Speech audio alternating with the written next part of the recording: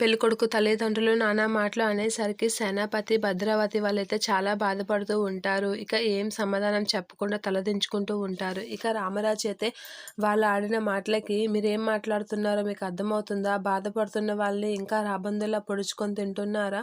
పరువు, పరువు, పరువు అని ఏంటయ్యా అలా చచ్చిపోతున్నావు? వాళ్ళు నీది పరువు పోతే వాళ్ళ ప్రాణమే వాళ్ళకి దూరం అయ్యింది.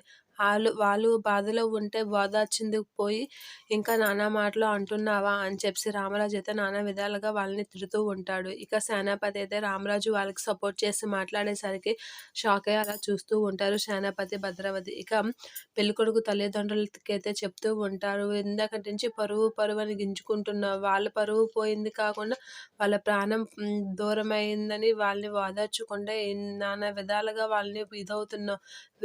కాస్తే మీకు ఇదుంటే వాళ్ళని ఓదార్చండి. లేదు అంటే అక్కడి నుంచి అక్కడికే నోరు మూసుకొని వెళ్ళండి.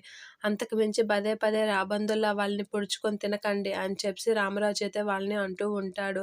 ఇప్పటికే వాళ్ళు సగం ఇదైపోయి బాధలో ఉంటే వాళ్ళని ఇంకా పదే పదే వేధించుకొని తింటున్నారేంటి అనైతే అంటూ ఉంటాడు. అలా అనేసరికి భద్రావతి, సేనాపతి అయితే అలా రామరాజు కాస్త చూసి షాక్ అయ్యి అలా ఉండిపోతూ ఉంటారు. ఏంటి ఇంకా అక్కడే ఉన్నారు, వెళ్ళండి అని గట్టిగా అంటూ ఉంటాడు రామరాజు. ఇక తిరుపతి అయితే మా కాసి తప్పుంది కాబట్టి మేము మీరు ఎన్ని మాటలన్నా తలదించుకొని ఉన్నాం. అదే ఇంకా ఇంకా వాగారు అంటే మీకు ఏం చేస్తామో మాకే తెలీదు. నరికి పోగులు పెడతాం. వెళ్తారా వెళ్ళరా అని చెప్పి తిరుపతి అయితే గట్టిగా వార్నింగ్ ఇస్తూ ఉంటాడు. అలా ఇచ్చేసరికి భద్రావతి, సేనాపతి వాళ్ళైతే అలా చూస్తూ ఉంటారు. ఇక్కడి నుంచి కదలండి, ఖాళీ చేయండి.